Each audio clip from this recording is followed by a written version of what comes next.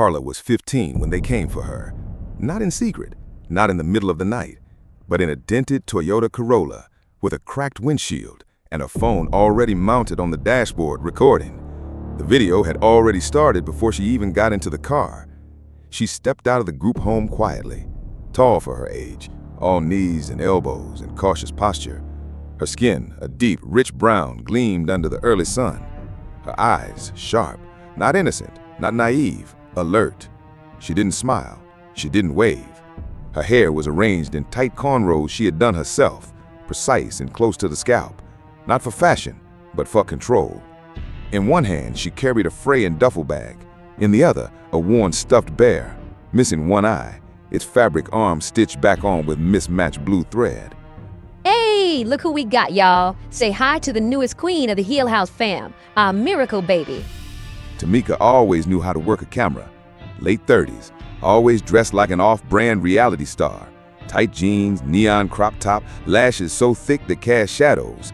Every move exaggerated, every angle practiced. Her acrylic nails glittered when she waved, her phone permanently attached to her palm. She called herself a mompreneur.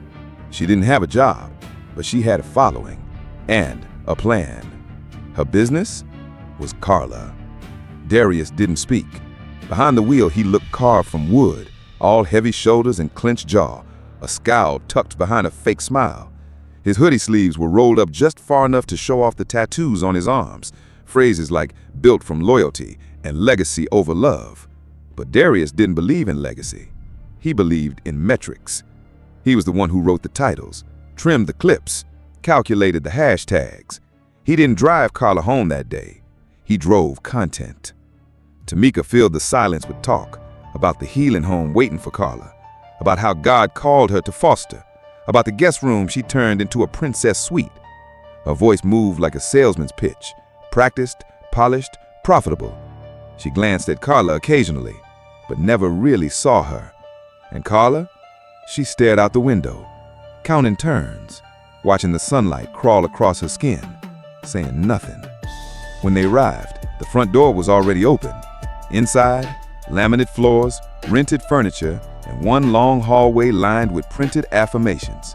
In the room meant to be hers, a pink comforter, plastic tiara, a cheap vanity mirror surrounded by wigs and plastic bags. One pink, one silver, one rainbow. Above the bed, glittery stick-on letters read, "Welcome home, Carla." But it wasn't a home. It was a set. She's so quiet, y'all. Pray for her. Trauma is real, but God's got her now. We got her. And in the caption it said, "Day 1, from broken to blessed. Heart prayers, raising hands. Hashtag foster journey. Hashtag black girl joy. Hashtag healing starts here." The video got 82,000 views in 10 hours. Carla didn't speak in it, but the silence was louder than anything she could have said. The first video was called Our First Night with Carla. Pray for us, praying hands. It showed Carla in oversized pajamas, sitting stiffly on the couch while Tamika braided her hair and talked to the camera about trauma healing and starting over. There were tears, mostly Tamika's. There was music, stock piano, soft filter. There was no story, just a beginning. Curated, clickable, monetized. Within a week, the Hill House account tripled in followers. People loved Tamika, her raw honesty, her passion for black girls in care, her use of words like ancestral healing and spiritual motherhood. They called her a cycle breaker. I don't know this woman, but I'd die for her. She is the moment. This is what parenting looks like, healing in real time. The second video was titled, Carla Opens Up for the First Time. Except she didn't. She sat in a pink hoodie, her head down, while Tamika spoke for her. Tamika, voice trembling. She told me last night she dreams of her mother. The pain is still fresh, but I told her this is her second chance. Carla blinked twice. That was her only line. Still, the comments came pouring in. She's so brave. I see so much of my daughter in her. Please post more. Then came the weekly themes. Monday, Meal with Mama. Tuesday, Teen Talk with Carla. Wednesday, Transformation Wednesday, Hair Edition. Thursday, Live Q&A. Friday, Fan Pick Friday. Let Carla choose her own wig. Tamika framed it as therapy through content. But therapy doesn't have ring lights. Therapy doesn't come with ad revenue. And therapy doesn't threaten you when you mess up a take. Why are you slouching? Sit up. Don't make me redo this again. Tamika snaps. What? Speak up. You better not cry. Crying makes you puffy. Narrator. Soft, sharp. The lavender wig itched Carla's scalp. The lace was tight, but she smiled anyway. The smiles were part of the contract. Unspoken, unpaid, unescapable. All right, let's try that again. Carla, give us the line, then look left, smile, and hold for 3 seconds. Got it? Carla, soft. Got it. Carla unsaid, I lost my mom, but now I have 2 parents who love me. I'm so lucky. Carla wasn't allowed to post her own captions. She wasn't allowed to check comments. She wasn't allowed to use her own phone, but she was required to perform. When she got a cold, they called it, Carla pushes through for the fans, strong arm. When she asked for a break, they filmed it as anxiety attack, what healing really looks like. And when she stayed silent, they turned that into content too. She's shutting down again, but that's okay. Healing isn't linear. Narrator. Healing? There was no healing. There were only lights and scripts and the growing sense that Carla was slowly, quietly disappearing. It was around month 4 when the comments started to shift. Not many, just a few, but they were different. Fan voice, concerned. Why does Carla always look uncomfortable? Another. She never really talks. Is she okay? Another. Why is she wearing wigs that look too tight for her head? Tamika deleted those comments, called them jealous trolls, Karens in disguise, anti-black surveillance agents. But Carla had seen them. She wasn't supposed to, but she did. And for the first time in months, she felt seen. The camera was on. The world was watching. But no one had really noticed her. Not until the first crack appeared, the split between what they saw and what she felt. And once a crack forms, it only takes pressure to make everything fall. They advertised it as a birthday special. Carla's Sweet 16, early drop. The thumbnail showed her wearing a glittery pink dress, big lashes, big hair, big fake smile. And the caption? Stwicky, watch her glow up live. The lights were already on when she sat down, not at the birthday table, not with cake or friends, just in the same plastic folding chair she used in every transformation video. Same ring light, same walls, same script. But this time, Carla had written her own ending. On the desk in front of her sat a birthday crown, a pink wig still in its packaging, and a pair of clippers. The chat lit up. Yes, queen. Glow up time. This finna be iconic. Fire, fire, fire. What color wig today? She better cry happy tears. But Carla didn't open the wig bag. She didn't pick up the crown. She reached for the clippers. And the moment she touched them to her scalp, everything changed. One strip, then another, and another. Her cornrows came apart like unraveling rope. Black strands fell into her lap.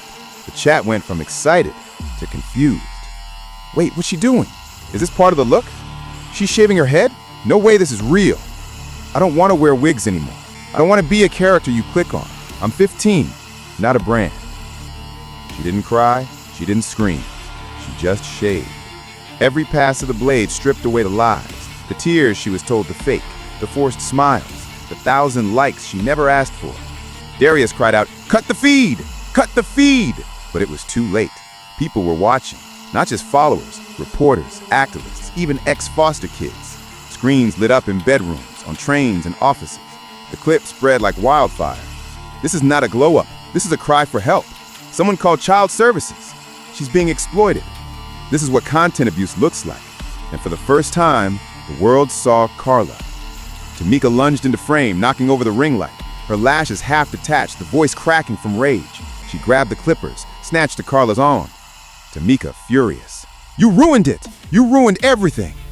Carla, cold, steady. "No, I ended it."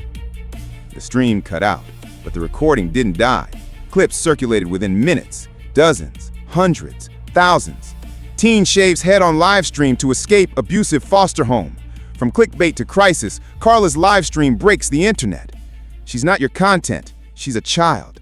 Tamika tried to spin it, posted a shaky apology, said Carla was going through a phase, called the video performance art, turned off comments, deleted replies, but it was already out of her hands.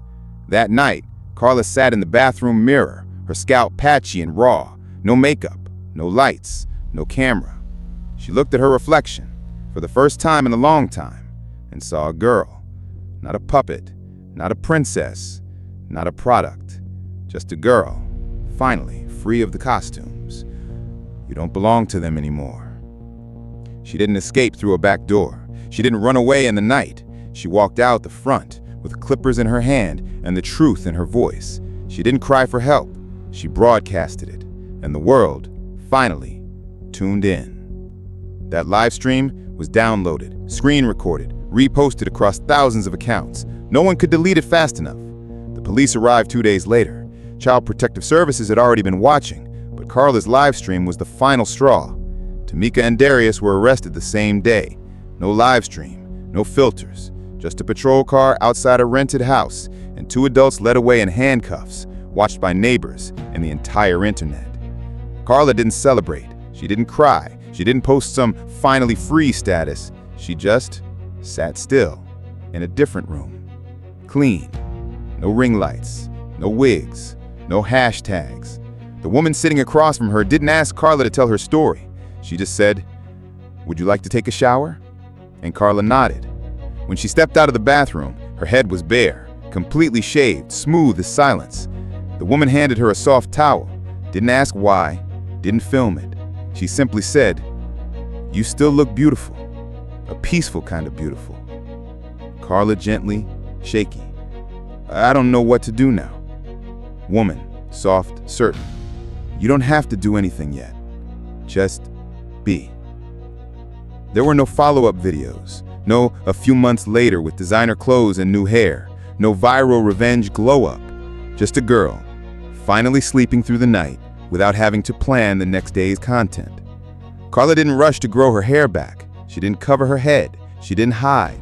She didn't need to recover her image, because for the first time, she wasn't trying to be anyone else. Some people called her a hero. Some called her a tragedy. Some just scrolled past after sharing the clip. But Carla, she stopped checking. Because she wasn't a story anymore. Not a project, not a brand. Just a girl with her own breath, her own silence, her own name. One morning, she picked up a pencil. Not to make content, not for an assignment, just to draw. It was shaky, but it was hers. Her lines, her colors, her world. She doesn't know what comes next, and that's okay. She's not trying to trend. She's not looking for fans. She's not performing anymore. She's just living. And that's the beginning of something quiet, real, and entirely hers.